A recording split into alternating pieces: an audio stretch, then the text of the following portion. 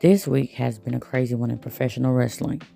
Not only do we have the story of Jeff Hardy being arrested for a DUI, but the top story standing out this week is WWE board investigating Vince McMahon for his settlement of $3 million with an ex-WWE employee.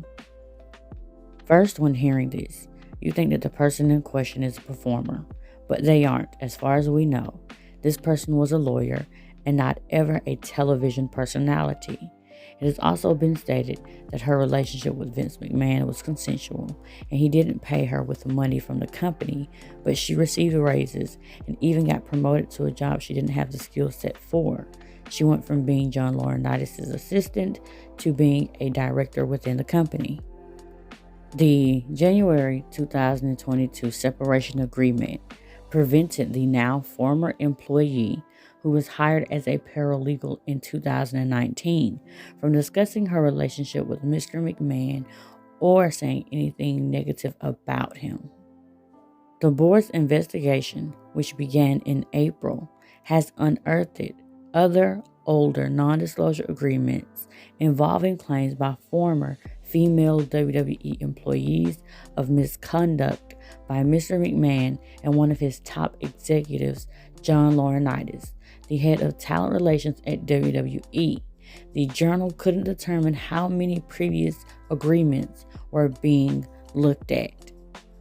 The board's outside counsel was still collecting information about the other non-disclosure agreements this week, but has determined that the payments totaled in the millions of dollars.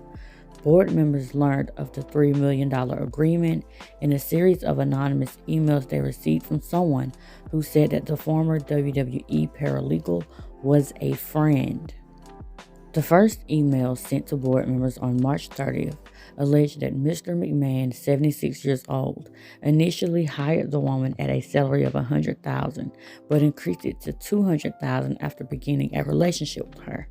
The email to the board also alleged that Mr. McMahon gave her like a toy to Mr. Lauranitis. The board is investigating the allegations in the email. This investigation has interesting timing, and if this was a movie, we would just be getting into the buildup of the climax of the story.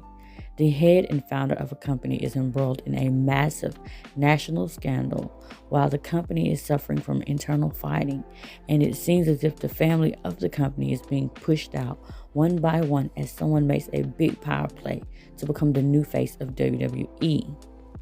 On top of that, former employees and staff from the company are doing interviews revealing the intimate secrets that go on behind closed doors at the company. Current stars are either being released, walking away from the company, or their contracts are having to be renegotiated for them to stay. There is no secret that as of late, WWE has dropped the ball in the past few months when it comes to their stars. Naomi and Sasha Banks vacated the women's titles and walked out the door. It was speculated for weeks that Roman was leaving the company, and so many stars have got injured. Plus, we can look at the interviews done by former stars of the company to give us insight about the recent change in the women's division of WWE. In one of her most explosive interviews to date, Ember Moon, known as Athena, discussed the shift in focus for NXT when Triple H had stepped down from his position. She noticed that the focus on women's professional wrestling began to change within NXT, and WWE wanted to move towards a more sexy, edgier product that will appeal to younger demographics and attract a different fan base than WWE's main roster shows. The culture backstage became more of a backstabbing competition rather than about teamwork and camaraderie. The women were instructed through meetings on how to dress more provocative. Fightful states that talent blamed John Lauranitis for the meeting, but there's no confirmation that he had anything to do with it.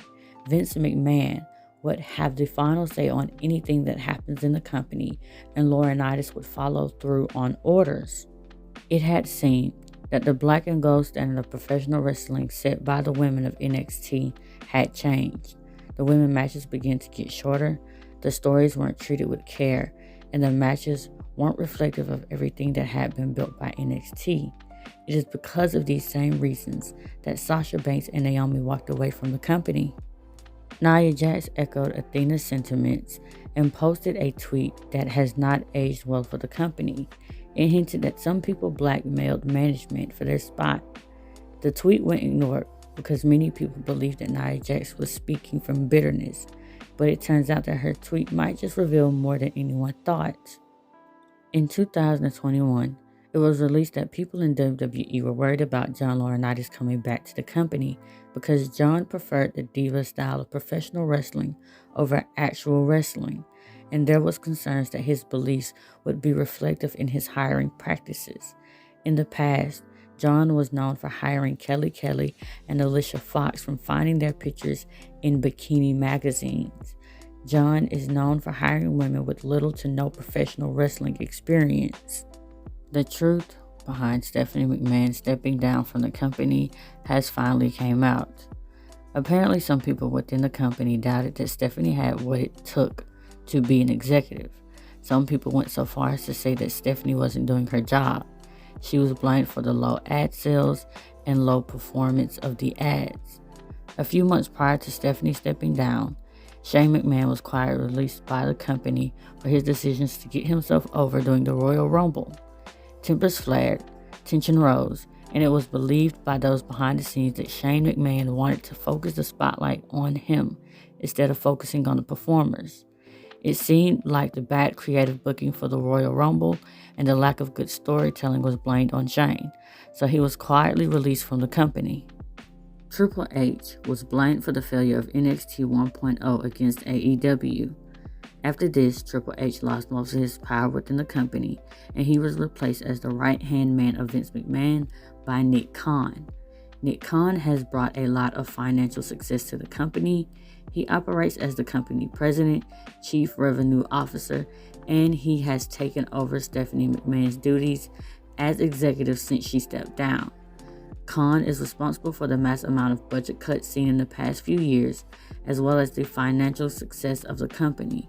He is responsible for bringing in more revenue. He negotiated a 5-year deal with NBC Universal worth upwards of $1 billion. He has since got SmackDown to appear at the Rolling Loud Music Festival and got a documentary deal with Netflix for a show about Vince McMahon.